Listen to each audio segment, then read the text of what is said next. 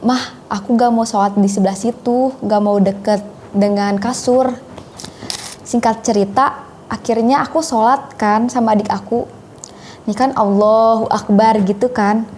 Waktu dengan sujud nih, kan sujud itu mata kelihatan kan ke pinggir tembok, ke pinggir sebelah sini di bawah itu kan, di bawah kasur.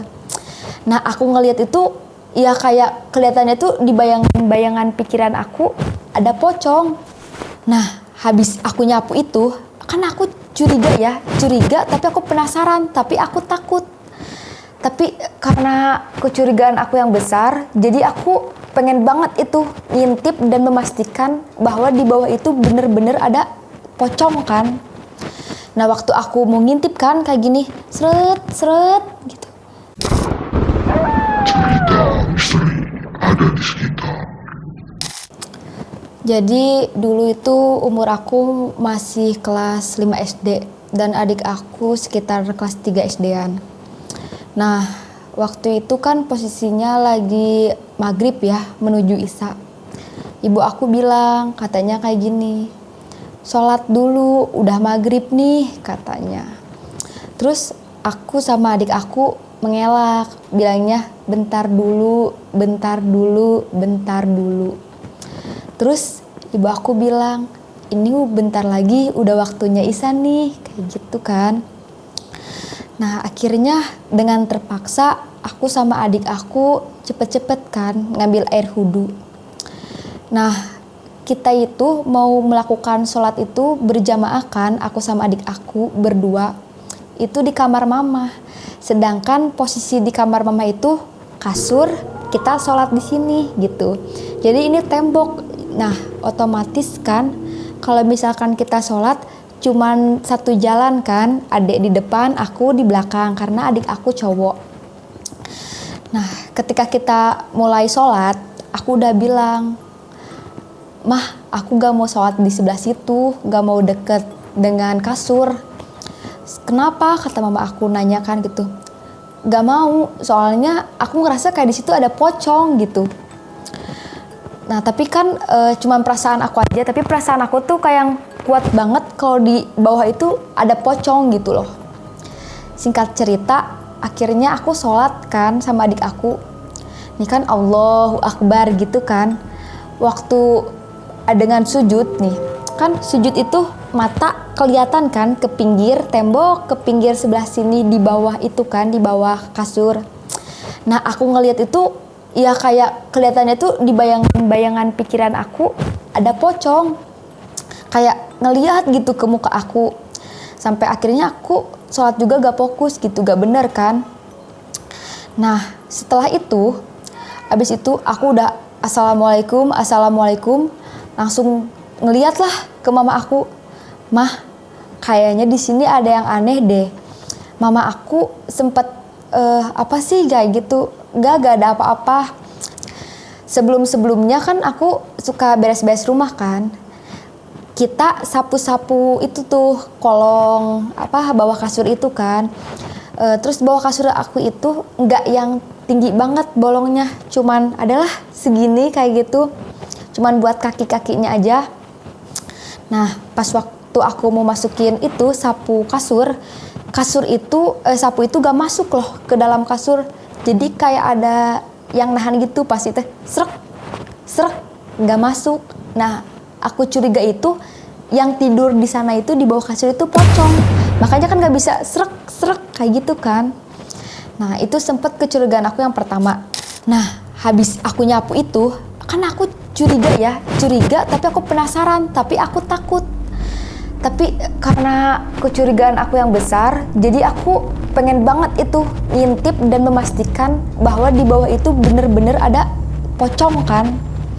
Nah waktu aku mau ngintip kan kayak gini, seret gitu. Tapi gak jadi karena takut.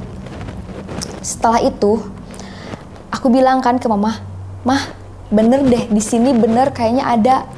Nah mama aku juga langsung kayak berpikir, oh mungkin karena aku udah bilang berkali-kali, jadi mama aku itu makin percaya kan. Akhirnya mama aku mau mendorong nih si besi ini yang kalian harus tahu bahwa kasur mama aku tuh kan 2 tingkat gitu kan, kayak kasur biasa lah yang king size. Terus ininya tuh dari besi, terbuatnya masih dari besi kayak zaman dahulu gitu kan. Nah, si besi ini tuh kalau misalkan kena treng sedikit aja tuh udah berisik ya. Kalian bisa bayangin kalau besi treng berisik kan. Yang kalian perlu tahu kan, kasur ibu aku itu yang king size gitu kan. Nah, ranjang ini tuh ya kalau zaman modern sekarang kan udah pakai kayak kayu minimalis kayak gitu kan. Ini masih zaman dulu yang besi. Jadi kalau misalkan kena benda sedikit aja itu udah genjreng-genjreng kan. Nah, kalian bisa inget-inget lah zaman dulu kayak gimana. Nah, pas ibu aku mau banget itu maksudnya minggirin tuh karena mau dibersihin ada apa sih di bawahnya. Nah, pas mau dipinggirin itu yang namanya ranjang gujrung itu ya Allah itu bergerak sendiri sampai kasur gujrut kayak gitu loh. Aku sama ibu aku sampai kayak, hah, kok bisa gini sih? Apalagi adik aku sampai pegang aku erat banget saking takutnya. Karena kita kaget bukan main gitu. Kayak di film Insidious itu kasur yang tiba-tiba gejruk sendiri. Sampai akhirnya ibu aku bilang, lagi panik tuh, lagi kaget kayak gini banget. Panggil abah, katanya kayak gitu. Aku sama adik aku lari kan, panggil abah. Abah, itu kasur goyang-goyang sendiri. Abahku kan sempet bingung ya, kenapa gitu kasur itu goyang-goyang sendiri. Sampai akhirnya abah aku juga itu jalanlah, lari cepet gitu ke ibu aku. Kenapa? Katanya, abah ini kasurnya goyang-goyang. Kata abahku, astagfirullahaladzim, ini mah kayaknya ada sesuatu kiriman, katanya. Nah itu ditarik lagi nih, kasur makin kenceng, gujruk, wah makin kenceng, makin gak bisa dikendaliin. Untung di situ ada abah, mama, sama Aijal. Nah itu Aijal sama abah kan tenaga laki-laki lah, kuat kan, sambil nahan kayak gitu. Dibongkar lah itu besi biar gak terlalu berisik kan. Nah ternyata yang goyangin itu bukan kasurnya tapi besinya. Ternyata di dalam besi itu waktu dibongkar, kalian harus tahu ada Arab gundul panjang dan di situ ada bubuk besi. Yang kalian harus tahu ya bahwa mitosnya kalau si Arab gundul itu dikirim ke orang-orang karena memiliki tujuan antara sirik, suka, dengki dan lain-lain.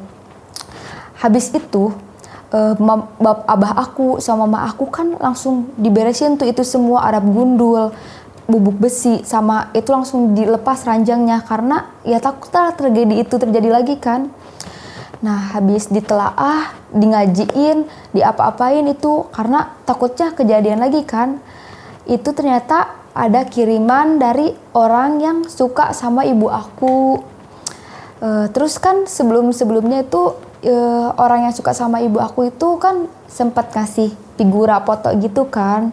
Terus sempat ngasih kasur juga, tapi kasurnya itu yang dikasih gak terjadi apa-apa karena mungkin tidak bisa ditempelin ya karena kain semua gitu kan. Kalau dari besi bolong tuh bisa dimasukin kertas-kertas kan. Nah udah kayak gitu, udah dibersihin semua sampai barang-barang yang dikasih dari orang yang suka sama ibu aku juga dikeluarin karena ditakutkannya masih ada sesuatu yang nempel di barang-barang tersebut. Mungkin itu aja sih cerita horor dari aku yang kalau dipikir-pikir ya gak masuk akal gitu. Ranjang bisa gudug-gudug kenceng sendiri kayak gitu. Yang termasuk cerita horor, mistis, apalagi kayak termasuk ya guna-guna kayak gitu. Semoga di zaman sekarang gak ada lagi deh kejadian kayak gitu karena ya itu benar-benar nguras energi banget deh.